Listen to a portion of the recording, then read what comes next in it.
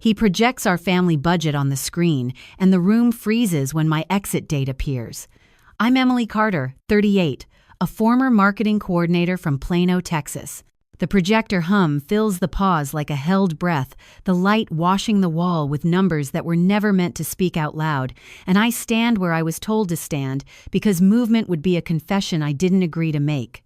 The room is a rented hall dressed to look neutral. Chairs squared, a low ceiling trapping sound faces, lit evenly so no one can hide behind shadow, and the glow of the screen turns my reflection faint and doubled a ghost hovering beside a Kmod, column of expenses. He doesn't look at me. He looks at the slide at the remote in his hand, thumb resting on the button that controls what comes next, and that small piece of plastic is suddenly the heaviest thing in the room. A cough starts and stops a chair, leg scrapes and stills. A phone rises and hesitates, as if waiting for permission to record what authority is already declaring.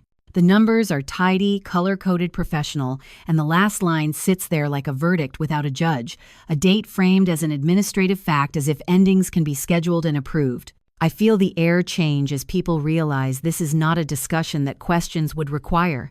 Standing with me and standing has a cost. He clears his throat and the microphone squeals softly, feedback snapping like a warning, and I notice how the sound sharpens attention, how silence becomes a rule instead of a choice. I keep my hands at my sides, palms empty, because any gesture would invite interpretation, and interpretation is the currency of rooms like this. The remote clicks once, not to advance, just enough to remind everyone that he can, and that control is a performance learned long before today. The budget lines blur at the edges as my eyes adjust, not from tears, but from the brightness, and I see the familiar categories reduced to evidence of efficiency, of planning of a life reorganized without my consent. He says my name as if reading a header neutral practiced, and the way it lands tells me I have been turned into a slide. The walls hold the sound, the ceiling hums, the exits are visible but irrelevant because leaving would mean confirming what has already been implied, and staying means absorbing the full weight of being watched. I think of how rooms like this reward stillness, how authority loves calm bodies, how chaos discredits truth before it can finish a sentence. A woman in the second row lowers her gaze. Someone else folds their hands as if in prayer, and the projector's fan whirs steadily indifferent to the recalibration happening in real time. He gestures lightly with the remote, a conductor without a baton, and the slide remains the date unblinking, a clean rectangle of light that refuses to soften. The moment hardens when I understand the screen isn't explaining a decision, it's replacing me. The realization doesn't arrive as shock, but as alignment pieces clicking into a shape I didn't want to see, and with it comes a peculiar steadiness, the kind that shows up when panic realizes it has no useful role. I hear my own breathing measured too loud in my head, and I let it slow because control is contagious, and I intend to keep what I can. He says a few words about transitions, about gratitude, about next steps, and each phrase slides off the numbers, unable to change their meaning. The remote rests against his palm like a seal, and I think of how small objects carry outsized authority when everyone agrees they do. The light from the screen cuts across the glass podium at the front, throwing a line that splits my reflection, one half sharp, the other washed out, and I register the image without comment because images are doing all the talking now. Someone shifts, another person leans back, and the collective body makes a tiny adjustment to a new reality, the way crowds do when an aisle closes. I do not ask for clarification. I do not correct the narrative. I let the silence stretch until it belongs to me as much as to him, until it exposes the machinery underneath the presentation. The remote clicks again, a warning shot without movement, and the date holds. I recognize the trap, not as cruelty, but as design, the careful staging of inevitability, the use of witnesses to seal a story before it can be contested. My reflection steadies the numbers sharpen, and I decide that if this room is going to watch me be removed, it will also watch me not flinch, because flinching is an admission I haven't made. I don't move as the room accepts the slide and the exit stops being mine. The days before the event had unfolded, with the kind of ordinary discipline that makes decisions feel shared even when they aren't, and I moved through them in past tense, now remembering how preparation can disguise exclusion when everyone keeps their voice level. I had been in the venue office early, the glass walls catching morning light and throwing it back at us in soft angles, and the folded guest list sat on the desk between coffee cups and a laptop creased and recreased as names were checked, reordered, adjusted. He spoke in summaries, not details, the way people do when they want agreement without discussion, and I nodded because nodding kept things moving, and movement had always been our currency. The room smelled faintly of toner and cleaner, a neutral scent meant to belong to no one, and the hum of the building made silence feel productive instead of awkward. I watched the way people passed the guest list back and forth, careful not to open it fully, as if the fold itself carried instructions, and I noticed how often my name appeared near the edge of conversations without being addressed directly. Light bent across the glass, splitting faces into clean lines and softer shadows without explanation. The first time I felt it, the shift was almost polite, a pause before a sentence that never finished an email CC'd and then quietly removed a decision reported as a fact rather than a choice. I told myself this was logistics, not intention, because logistics are easier to forgive and harder to challenge, and because my role had always been to make things easier. I remembered how the guest list felt in my hands, heavier than paper should be, the fold warm from being handled too often, and how I smoothed it flat, only to see the crease return immediately, stubborn as a habit. Conversations ended with, "We'll circle back," and the circle never closed.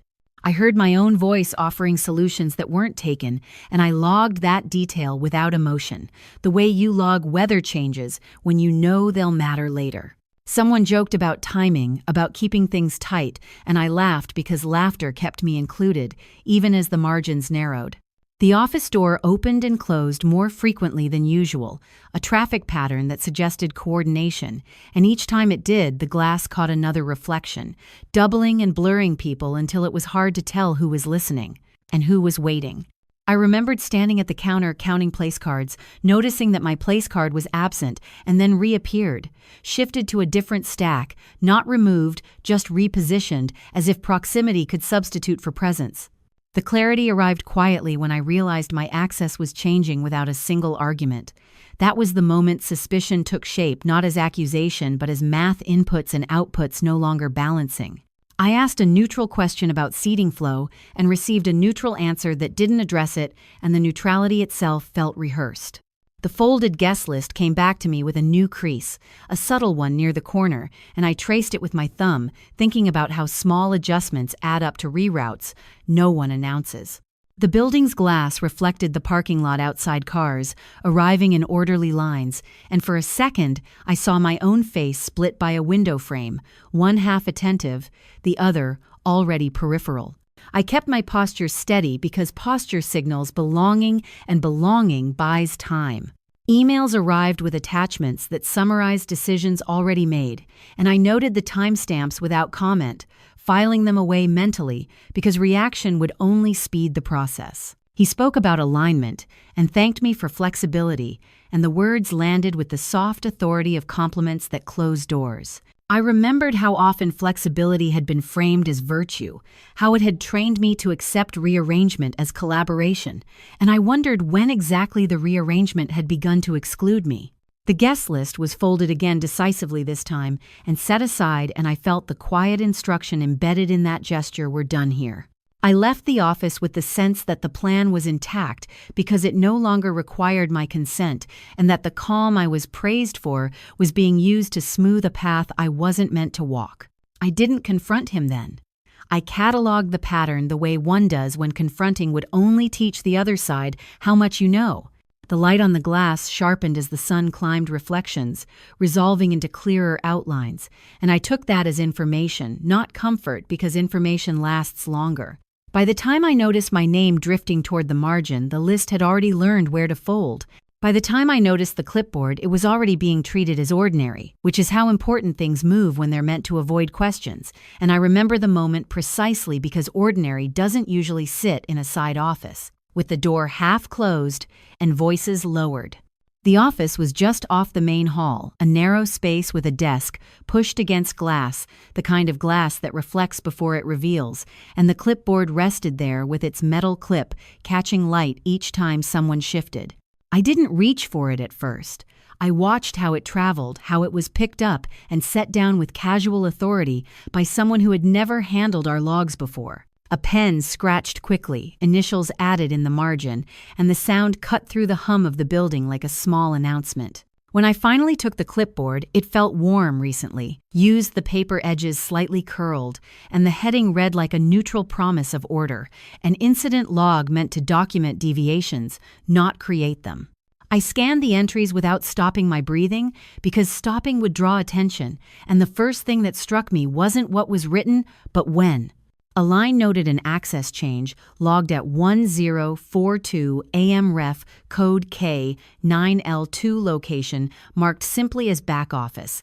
And I knew I hadn't been there then because I'd been in the main hall counting place, cards my phone showing 1044 AM when someone had asked for more tape.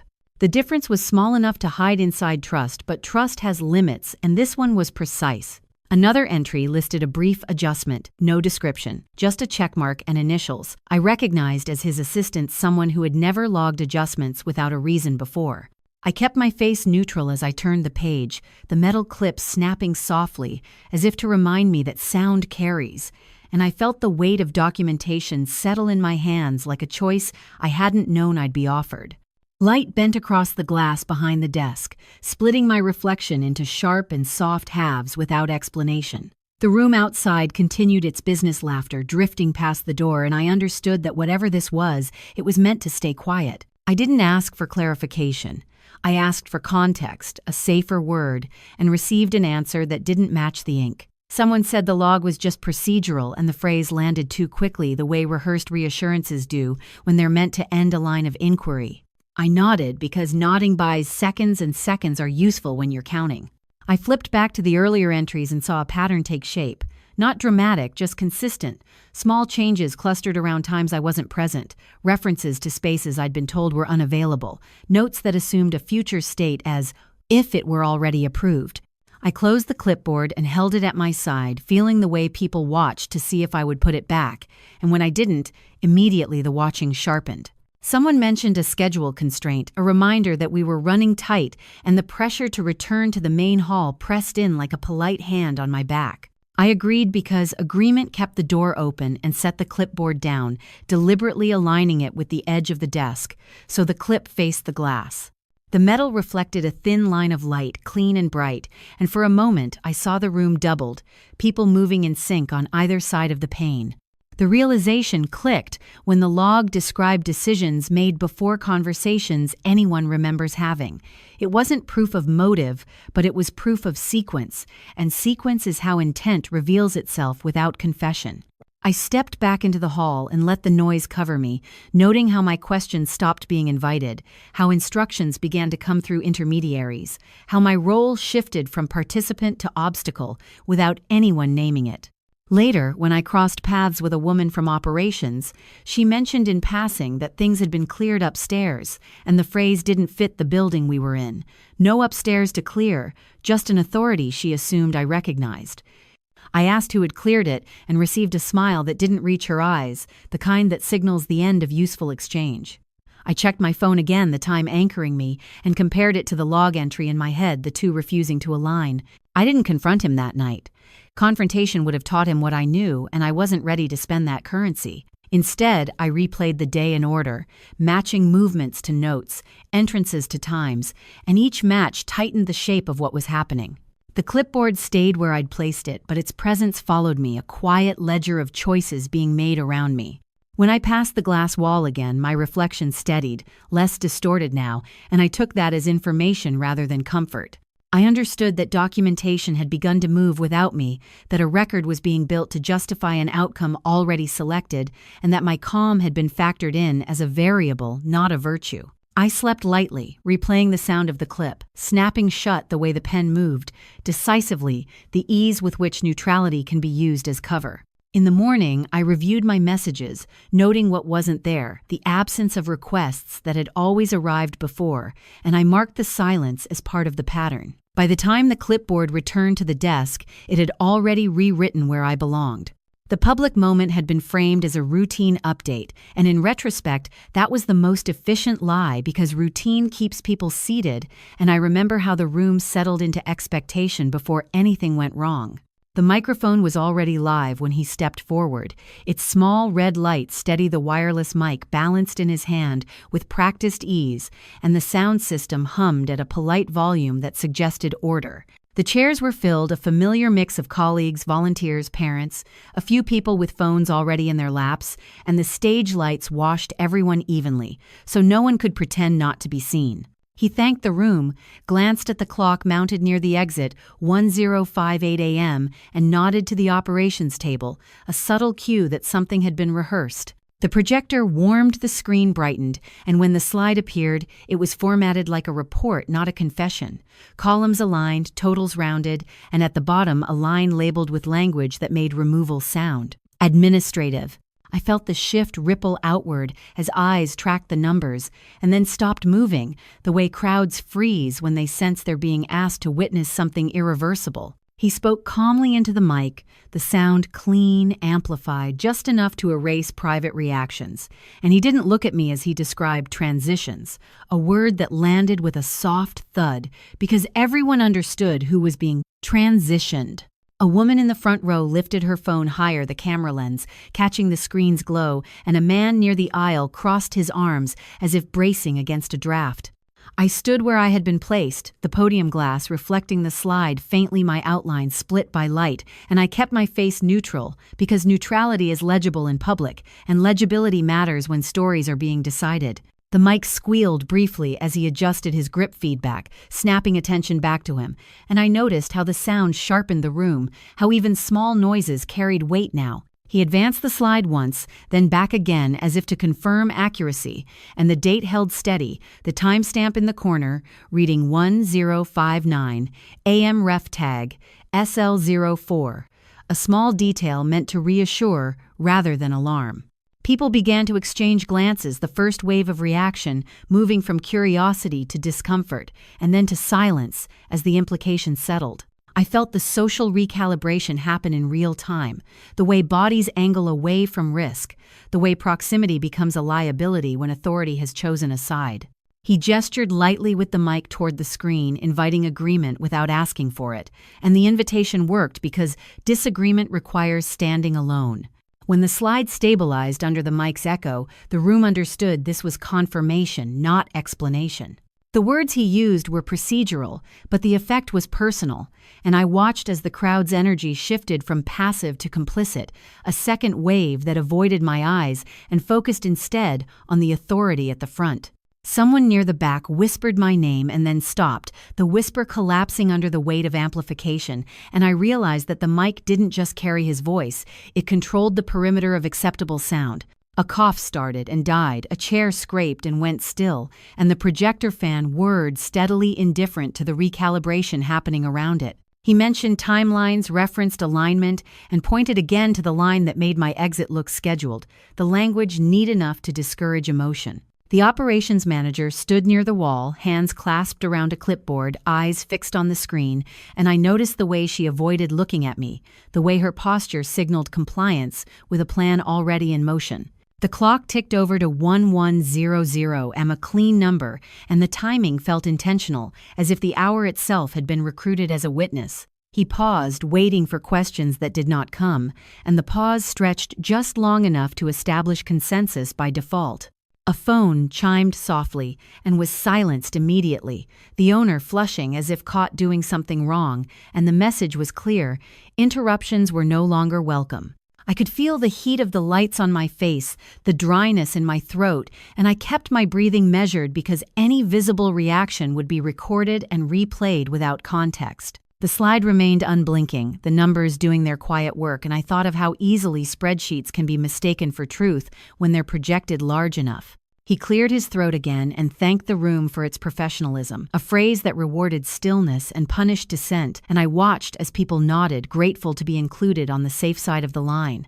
The mic picked up every small sound, the soft tap of his finger against its casing, the shuffle of paper at the operations table, and each sound reinforced the choreography of control. I did not step forward, did not interrupt, because interruption would have framed me as disorder, and disorder is dismissed faster than argument. The screen's glow reflected in the podium glass, my face faint behind the numbers, and I understood that the evidence wasn't the budget itself, but the way it was being used publicly at this exact minute to finalize what had already been decided. A second wave of reaction moved through the room as people realized there would be no discussion, no amendment, and the silence deepened, a collective agreement to let the moment pass without resistance. I saw someone start to raise a hand and then lower it. The gesture aborted, and the mic's red light stayed on, patient waiting for nothing. He concluded with a nod, stepped back, and the projector held the slide for one more beat, long enough to seal memory. The crowd didn't argue as the mic fell quiet. It adjusted, and that adjustment was the verdict. After the room emptied, the venue felt hollowed out the way spaces do when a decision has already passed through them, and I moved through the quiet with a focus that surprised me, because it wasn't grief, it was calibration. Someone had left the printed seating chart on a side table near the back wall, the paper slightly curled at the corners from handling, and I picked it up because abandoned things often tell the truth when people are done pretending. The chart was neatly organized. Table numbers, circled notes, penciled in the margins, and at first glance, it looked like nothing more than logistics. But logistics are where intention hides best. I traced the lines with my finger, following the flow from entrance to podium to exits, and noticed how names clustered around points of influence, how certain seats had been marked and remarked, erased and rewritten. The lighting was dimmer now, the stage lights cooling as they powered down, and the glass along the wall reflected my movement in softened fragments, my face splitting and recombining as I walked. I checked my phone out of habit and noted the time 1117 a.m., then looked back at the chart where a note beside a table read 1105 switch, a timing that didn't align with any announced change. The mismatch wasn't dramatic, just precise enough to matter a small fracture that made the whole pattern shift. I felt the internal break happen then, not emotional collapse, but the clean snap of logic letting go of hope. The seating chart assumed a configuration that only made sense if my removal was already accounted for. Chairs repositioned to close gaps, sightlines adjusted to redirect attention away from where I had stood. Someone had planned for the absence, and planning requires certainty. I folded the chart once, then again feeling the paper resist the crease, settling into a new memory, and I understood that this document had been finalized before the conversation that was supposed to decide everything.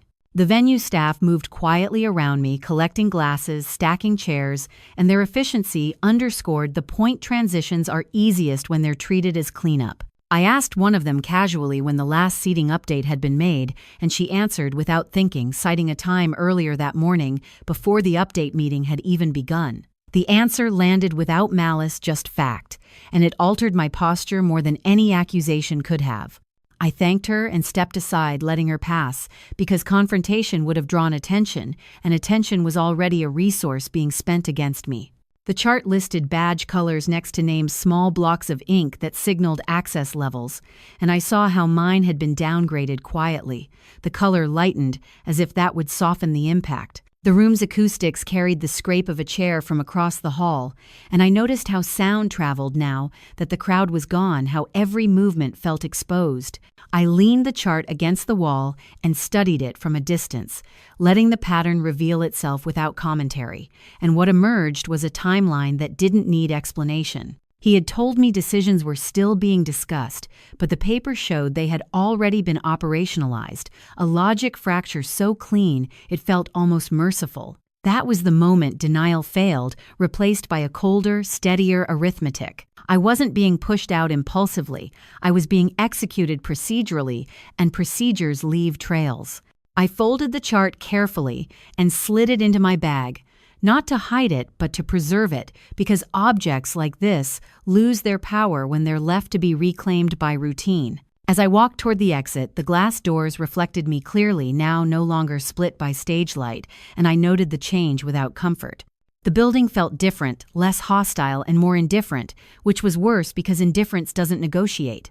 I replayed the morning in my head, matching the chart's notes to the moments on the slide, the pauses in speech, the way the mic had been angled away from questions. Each match tightened the story until there was no room left for misunderstanding. I didn't cry in the parking lot. I checked the chart one more time under daylight, the ink stark against white paper, and I thought about how many decisions are made on paper long before they're announced out loud. I drove away with the chart on the passenger seat, its edges catching light, and I felt the shift complete, not heartbreak but clarity. By the time I folded the chart for the last time, the story stopped asking for my permission.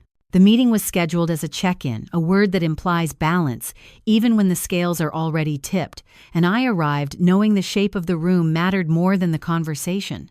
We sat at a narrow table near the venue office, glass walls catching overhead light and throwing it back in sharp lines, and the sealed legal envelope rested between us like a boundary everyone pretended not to notice.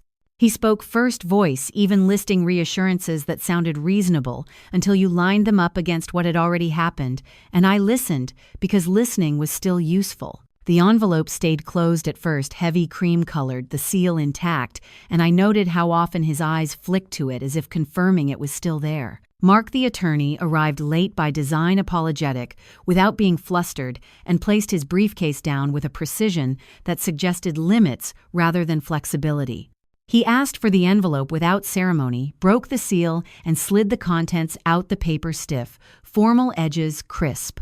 The document inside contradicted the tone of the meeting immediately, language dense and careful, a draft notice that assumed my departure as settled fact, its phrasing anticipating resistance I hadn't voiced. I read silently, eyes moving steadily, noting the header's ref code FN77 and the time printed in the corner, 0912 a.m., earlier than the conversations that were supposed to inform it.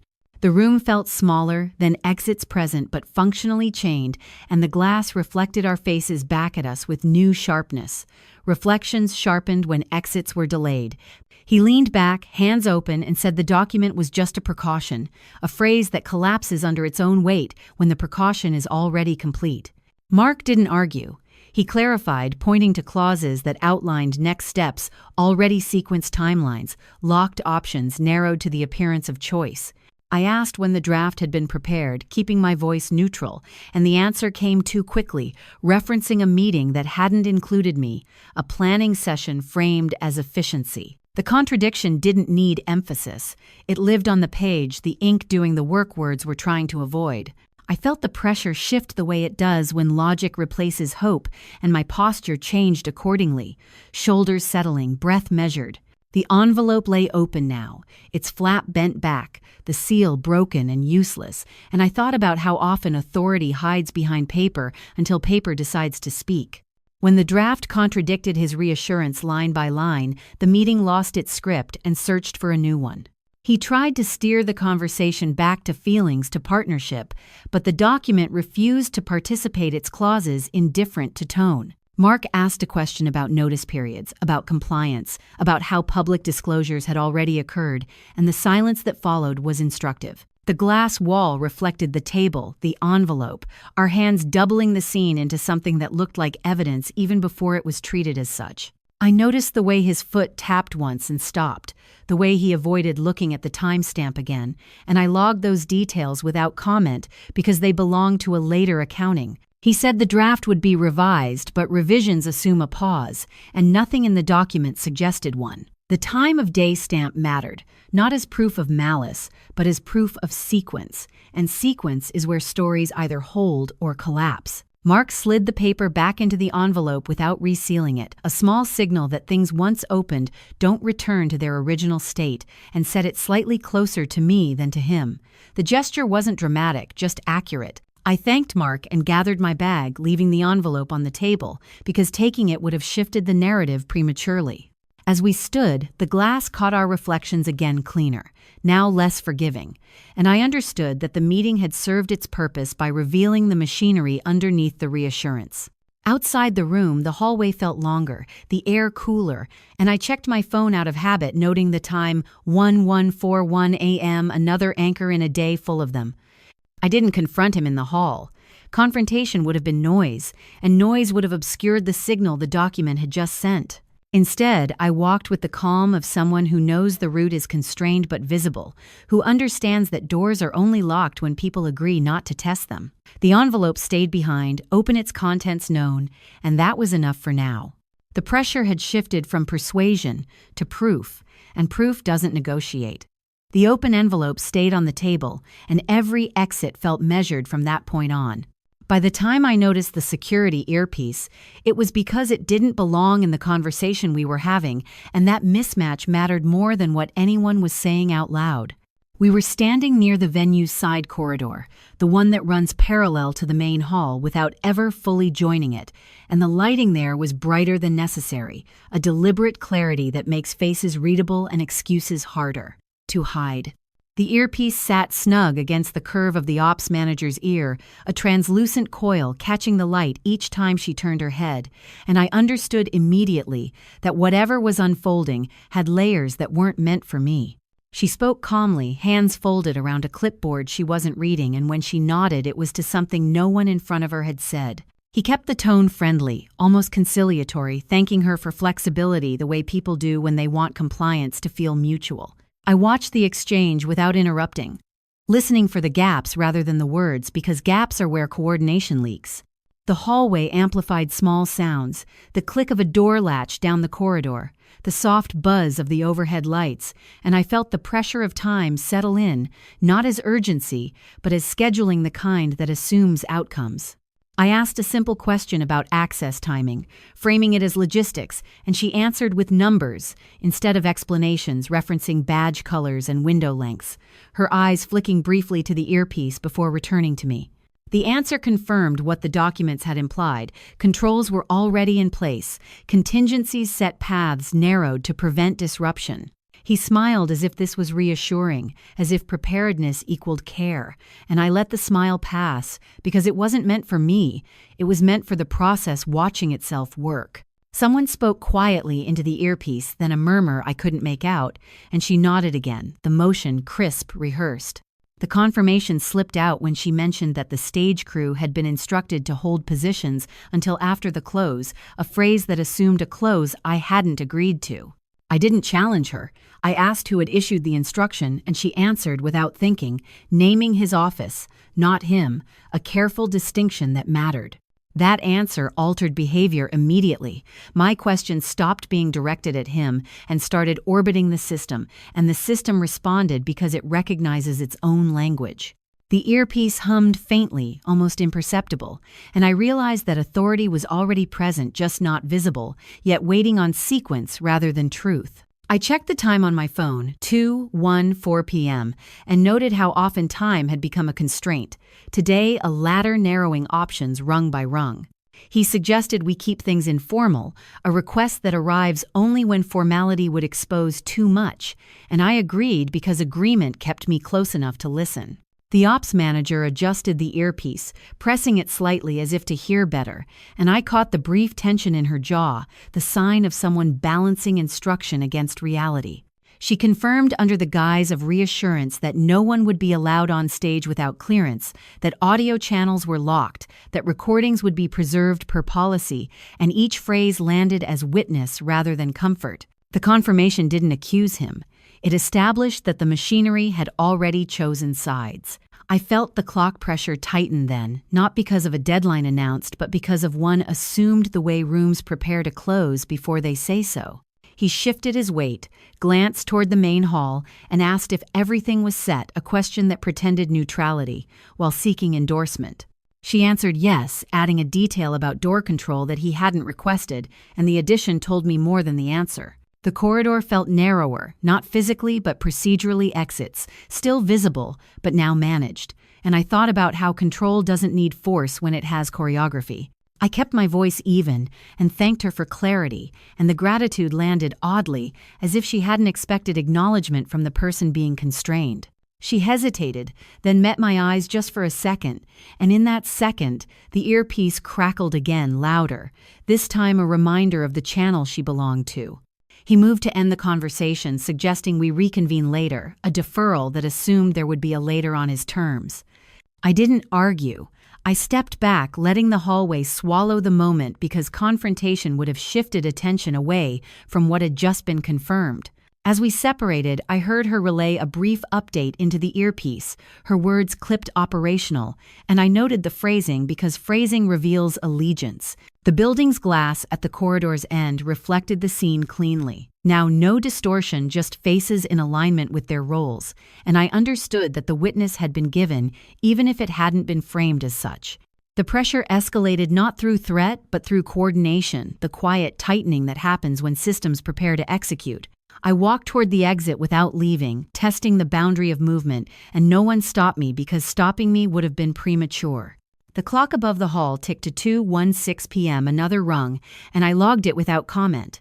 He called my name lightly as if to pull me back into informal space, and I turned attentive but unchanged because attention costs less than compliance. The earpiece caught the light again as the ops manager shifted position, and I saw how the corridor fed into the stage, how paths converged by design.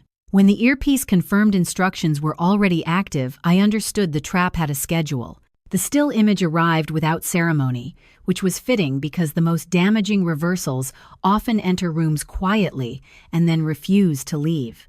We were in the operations office again, lights brighter than necessary, blinds half open to a late afternoon glare, and the time-stamped CCTV still lay on the desk between us like a fact that didn't need interpretation. The image was sharp, pulled from a camera positioned above the service corridor location, tagged venue entrance, ref code C4-11 with the time burned into the corner at 10:36 a.m. I recognized the angle immediately. The slight distortion at the edges, the way the lens flattened depth, and I recognized the figures too. Him mid-stride keycard raised an ops staffer holding the door, both moving with the ease of people who knew exactly where they were allowed to be. The time mattered because at 10:36 I had been on stage rehearsing remarks. I never delivered my phone showing 10:35 when someone had asked for water, and the still captured a preparation that contradicted everything he'd said. About spontaneity. No one spoke at first. The image did the work on its own, freezing intent into pixels. The glass in the office reflected the photo, faintly doubling it, and I felt the room tip as sequence replaced story. He tried to frame it as access as routine checks, but the timestamp refused the explanation, sitting there in blocky digits that didn't care about tone. I watched his eyes flick to the corner of the image and then away, the reflex of someone recalculating under pressure, and I let the silence hold because silence was now on my side. The ops manager leaned closer, reading the time again, her posture tightening, and I saw the calculation happen behind her eyes as policy collided with proof. The still showed the door latch chain unhooked. The corridor cleared a path prepared before the meeting that was supposed to decide everything, and the implication wasn't cruelty, it was planning. I asked one question, neutral and precise, about who authorized early access to the corridor, and the answer came after a pause that lasted one beat too long, the beat where truth considers its options. She cited a directive from his office, not his name, and the distinction was procedural, not moral, but it shifted the axis of the room. He laughed lightly, the sound out of place, and said the still was being misread, that times can be off, that cameras drift, but the ref code and the system log were printed beneath the image, confirming sync at 0958 a.m., and the drift excuse collapsed under its own specificity. I noticed the way the light cut across the desk, a clean line dividing the photo half in glare, half in shadow, and I thought about how clarity doesn't arrive all at once, it slices. The reversal wasn't emotional, it was logistical. The narrative that had framed me as a variable gave way to a system that had already fixed the outcome, and the system was visible now, captured by a camera that had no stake in anyone's marriage. When the still aligned the timestamp with the corridor path, his explanation lost gravity and fell away. He tried to pivot to talk about intent versus perception, about protecting the event, but the image didn't engage with those words, and neither did the people in the room. The ops manager asked for the original clip to verify continuity, and the request itself marked the shift from accommodation to audit. I watched as the still was lifted carefully, as if it might smudge, and placed into a clear sleeve, the kind used for records meant to travel. The glass reflected my face cleanly now, no distortion, and I registered the change without relief. Someone mentioned policy, someone else mentioned preservation, and the language moved decisively away from feelings toward procedure. He checked his watch, then his phone, and I recognized the clock pressure tightening the schedule he'd assumed beginning to work against him. The corridor outside hummed with distant activity, and I knew that whatever came next would not be private because systems prefer daylight once they've been exposed. I didn't argue. I didn't accuse. I let the still sit there and do what stills do best, which is insist on sequence. The ops manager confirmed that the camera feed was retained for 90 days, that the clip could be exported with a chain of custody, and the words chain and custody landed with quiet authority. He opened his mouth to interrupt and stopped the calculation visible because interruption would have acknowledged the weight of what had just shifted. I felt the power begin to move, not dramatically but steadily, like furniture being rearranged while everyone pretends not to notice. The still wasn't dramatic. It was banal, two people walking through a door, but banality is often where planning hides, and the timestamp made the banality undeniable. I gathered my bag not to leave, but to signal that I understood the phase had changed, that the conversation was no longer about whether, but about how. As we stepped into the hall, the glass panels reflected the image again in memory, and I saw how quickly roles realign when proof enters the room. By the time the still was logged for export, the plan stopped belonging to him. The email didn't arrive dramatically. It surfaced the way quiet confirmations always do, already embedded in routine, waiting for someone to notice it wasn't meant to be seen. I found it while standing near the front desk, the venue keycard resting on the counter between us, its matte surface catching the overhead light each time someone walked past. The screen on my phone glowed with a forwarded thread subject line trimmed, sender fields abbreviated, but the body intact enough to do its work. The message referenced final positioning and pre-event alignment language that sounded harmless until you read it alongside the timestamp 0852 AM and the internal routing tag beneath it, a clean identifier that marked it as official. I recognized the phrasing immediately because it echoed what I'd heard all day, the same neutral verbs used to make removal sound collaborative. The email outlined steps already taken, contingencies activated, access changes scheduled, and it did so with the calm confidence of something written after decisions had been made, not before. I stood there reading while the desk clerk waited politely, the keycard still between us, a symbol of access that now felt provisional, and I felt the room tighten as the last ambiguity fell away. The glass wall behind the desk reflected my posture, clearly no distortion, and I noticed how still I'd become, how stillness now signaled control rather than shock. I scrolled slowly, careful not to miss the details that mattered, the reference to the corridor, the note about holding the stage until resolution, the acknowledgement that public disclosure had been anticipated and accounted for. The email wasn't angry or defensive, it was managerial, which made it more dangerous because managers assume their plans will be executed. I asked the clerk a neutral question about badge permissions, framing it as logistics, and he answered by glancing at the keycard, citing a color code that matched the downgrade I'd seen on the seating chart. The answer altered my behavior immediately. I stopped pretending the outcome was reversible and started mapping the path forward. He appeared then close enough to see my screen and asked what I was looking at with a casual tone that arrived too late. I turned the phone slightly, not offering it just enough to confirm I wasn't bluffing, and watched his face change in increments, rather than all at once. He said the email was being misinterpreted, that drafts circulate, that teams plan for scenarios that never happen, and the explanations stacked up quickly because speed is often mistaken for credibility. I let him talk because talking uses up options, and when he paused, I asked one question about authorship, about who had signed off on the language. He answered with a title instead of a name, and the substitution mattered because it confirmed chain of command thinking. The keycard on the counter beeped softly as someone else checked in, a reminder that access is transactional, and I slid it toward myself, feeling its edge against my thumb, the weight of it suddenly precise. The email referenced an attachment I didn't have a schedule grid, and that absence felt intentional, a reminder that plans are often compartmentalized to limit exposure. When the internal language matched the public script, the last defense collapsed into sequence. I forwarded the thread to Mark without comment, adding only the time I'd received it and the location where I'd been standing, because context matters when proof is assembled. He replied with a single line, asking me not to delete anything, and the restraint of the instruction carried more authority than any argument. The desk clerk cleared his throat, uncomfortable now, and I thanked him for his patience because courtesy disarms faster than confrontation. He nodded, relieved to have the interaction, returned to script, and I pocketed the keycard, aware that its permissions were likely already scheduled to change. I moved toward the hall, testing whether anyone would stop me, and no one did, because stopping me would have acknowledged what was about to be challenged. The building felt louder, footsteps echoing, doors opening and closing with more force than necessary, and I realized the tension had shifted from me to the system that had exposed itself. He followed at a distance, phone in hand, and I saw the calculation continue the search for an angle that hadn't been closed yet. I checked the time, 3:27 p.m., and noted how the day had become a series of anchors, each one tightening the frame. The email sat on my phone, unassuming lines of text doing the work of months of quiet planning, and I understood that this was the corner, the place where choices narrow to outcomes. I didn't raise my voice. I didn't accuse.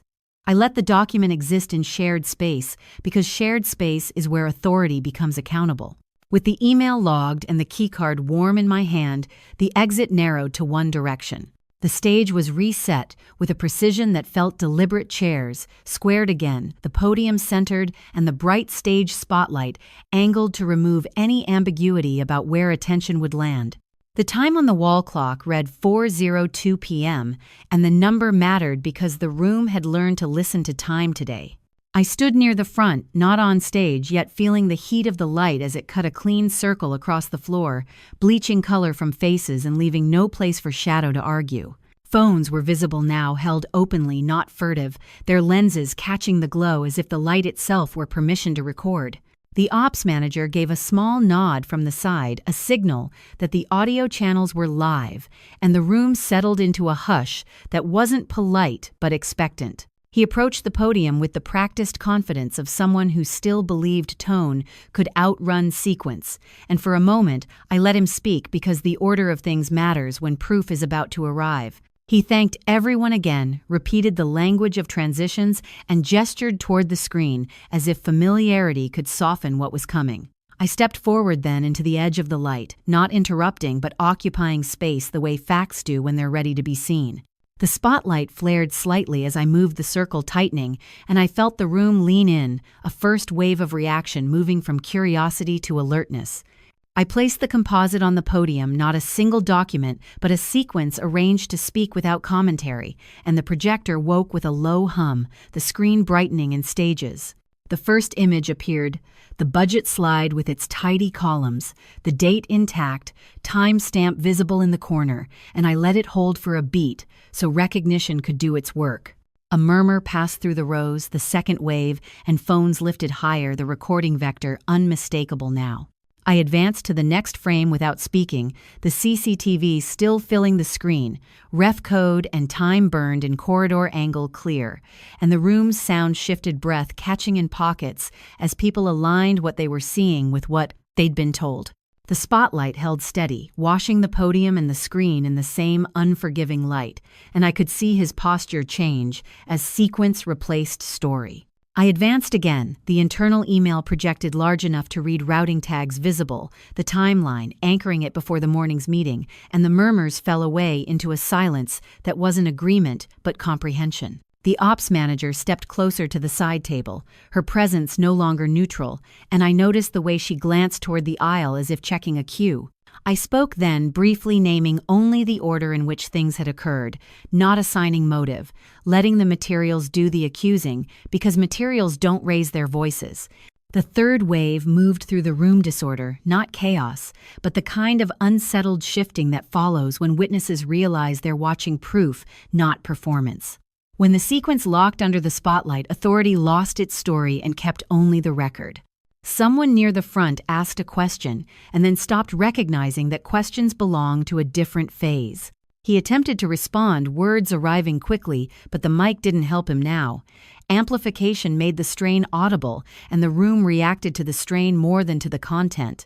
I advanced one last time, a timeline slide, aligning the 3 elements budget corridor email into a single arc times, stacked locations labeled, and the logic completed itself without commentary. The spotlight revealed faces clearly now, eyes tracking left to right, the crowd's attention, synchronized by clarity. The ops manager raised a hand slightly, a prearranged signal, and the audio recorded the room's silence as cleanly as any speech. Only then did the authority enter the badge, catching the light as it crossed the aisle, the entrance controlled and unhurried because haste would have suggested doubt. The official paused at the edge of the light, waited until the final slide settled, and then stepped forward. The sequence respected the order preserved. He identified himself, his voice even, and requested the materials be preserved as displayed, the words chain and custody, spoken plainly without drama. The request altered the room instantly, the fourth wave moving through as relief for some, alarm for others, and the phones kept recording because now there was nothing left to conceal. He turned to him, asked for clarification about the timeline, and the question landed differently now, not as challenge, but as procedure. He answered, and the answer faltered under the weight of what had already been seen, the spotlight, refusing to flatter. The ops manager confirmed retention. The attorney nodded from the side, and the official instructed that access logs be secured. The language, crisp, irreversible. The clock ticked to 4:09 p.m., another anchor, and the room exhaled, as if a decision had finally found its rightful place. I stepped back from the podium, leaving the light to the record, and felt the heat recede, replaced by a steadier cool. The screen dimmed slightly, not off, just enough to signal transition, and the authority thanked the room for cooperation, a phrase that redefined what cooperation meant. People began to speak in low voices, the disorder, settling into movement chairs, shifting aisles, clearing, and I watched as witnesses recalibrated their understanding of the afternoon. He stood very still, hands at his sides, the story he'd carried emptied by sequence, and for the first time, I felt the space open, not for argument but for consequence. As the spotlight faded and the badge held, the truth stopped needing me to stand beside it. The hard copy notice letter arrived without ceremony, delivered by hand rather than email, its weight disproportionate to its thickness, and I recognized the choice immediately as intentional, a way of returning consequence to the pardon. Physical world after so much had lived on screens. It was placed on the glass podium after the room cleared, the spotlight dimmed but not extinguished, and the paper caught what light remained, its edges crisp, official, unyielding.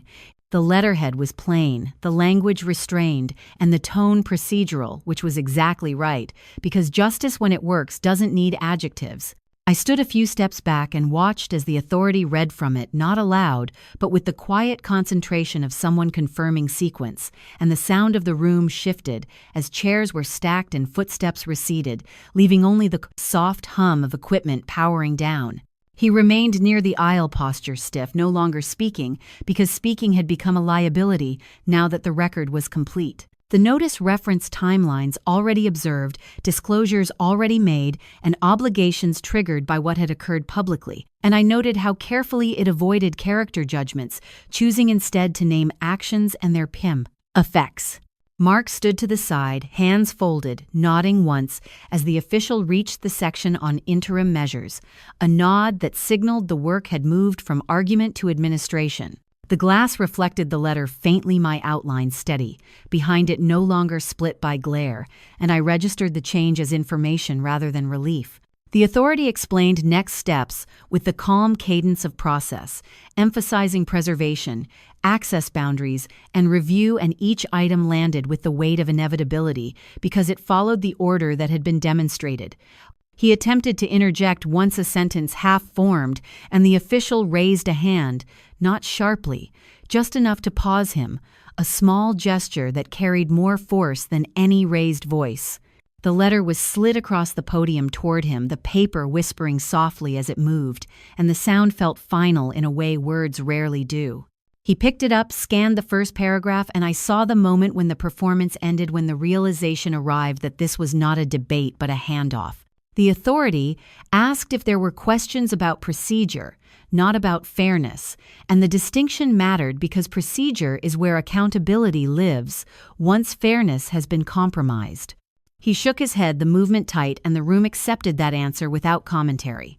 When the notice letter replaced conversation, the outcome became administrative and irreversible. I stepped closer, then, not to claim the moment, but to witness it fully, because witnessing completes the arc that exposure begins. The letter outlined temporary measures that protected access and ensured review, and it named me not as a problem to be managed, but as a party whose interests required safeguarding, a subtle shift in language that rebalanced the narrative. Without spectacle. The authority thanked me for cooperation again, redefining the word, and I returned the thanks because courtesy now was simply accuracy. The podium's glass reflected the paper cleanly, the text legible even in reflection, and I thought about how transparency is less about visibility than about sequence being allowed to stand.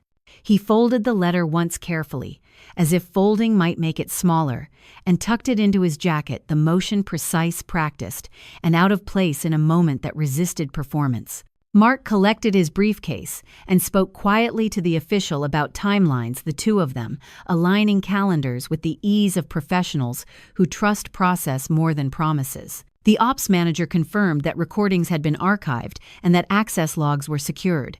Her voice steadied the earpiece, absent now, its absence itself, a sign that choreography had given way to oversight. I listened without interrupting, letting the language of administration wash over me, because this was the payoff promised by sequence, not vindication as theater, but consequence as routine. The room felt larger as it emptied, the air cooler, the pressure diffused, and I noticed how my shoulders settled without my telling them to. I didn't smile. Smiles would have suggested triumph, and triumph was unnecessary. What mattered was that the machinery had corrected itself once exposed, that the system had recognized its own records and acted accordingly. The authority concluded with a reminder about confidentiality during review, a phrase that now served protection rather than concealment, and then he left, badge catching the last of the light as it crossed the threshold. He lingered for a moment longer, perhaps expecting a final exchange, and when none came, he followed the door, closing behind him with a soft, definitive sound. The glass podium remained, the letter no longer on it, the reflection clear, and I stood there long enough to feel the moment settle into memory rather than adrenaline. Justice didn't announce itself. It filed the paperwork and closed the door. I stand in the hall, again, present tense, returning like a steady pulse, the glass podium back, where it has always been clean, now unburdened by projections or papers, reflecting the room without distortion. The venue is quieter than it was, not empty, but settled, the kind of quiet that follows resolution rather than shock, and the light moves evenly across surfaces as if nothing ever happened here, which is how places absorb events and keep going. I place my hands on the podium's edge for a moment, feeling the coolness of the glass, the solidity beneath it, and I notice how clearly my reflection meets my gaze. No split, no blur, just alignment. The clock on the wall reads 9:18 a new day, and the time matters because sequence still matters, because what comes after is shaped by what was allowed to stand before. Staff move through the space with ordinary purpose, checking cables, aligning chairs, doing the work that keeps rooms functional, and no one looks at me with pity or curiosity now. The recalibration is complete. I breathe in the neutral scent of cleaner and paper and let it anchor me in the present, not because the past has disappeared, but because it no longer controls the frame. The glass catches light from the windows, a clean line cutting across the podium, and I think of how reflections, once fractured faces, here how clarity arrived, not as mercy, but as insistence.